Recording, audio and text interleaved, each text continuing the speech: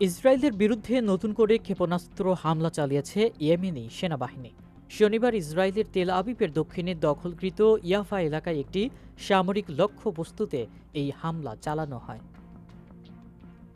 Yemeni সশস্ত্র বাহিনীর মুখপাত্র ইয়াহিয়া সারি এক বিবৃতিতে জানান, গাজার নিপীড়িত জনগণের প্রতি সংহতি ও প্রতিরোধের প্রতি সমর্থন জানিয়ে এবং দখলদার ইসরায়েলি শাসক গোষ্ঠী ও তাদের মার্কিন সহযোগীদের অপরাধের জবাবে আমরা এই হামলা পরিচালনা করেছি।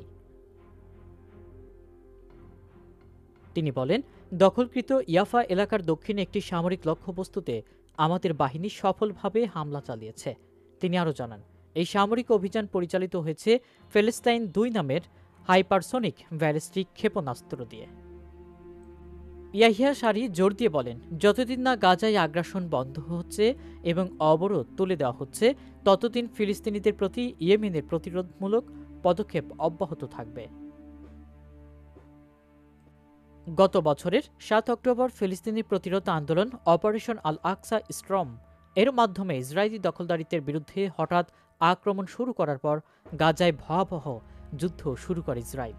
এরপর থেকেই ইয়েমেন সরকার ফিলিস্তিনিদের সংগ্রামের প্রতি সরাসরি সমর্থন ঘোষণা করেছে এবং ইসরায়েলের বিরুদ্ধে একাধিক সামরিক অভিযান চালিয়ে আসছে।